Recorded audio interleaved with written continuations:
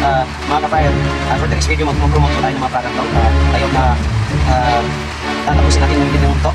And let's go. The first product na i-promote natin, ito po, martilyo. Kapag ito i-bilhin natin, ang martilyo, magkaroon po tayo ng malaking benefits. Bakit? Kapag pupok natin ito sa ating ulo, dyan, yung utak mo, ako ang nasa isip mo lagi. Second product, ito, marami dito benefits. Kapag tapos yung puso, malamang nasa puso mo na. Ayun. So, next product, katol. Itong katol. Marami ding benefits ang katol na ito, mga kapatid, mga kapatid dyan. So, ano ang benefit ng katol na ito? Simple lang. Ito po yung gagamitin natin para dapuan ng mga lamok. Ayun.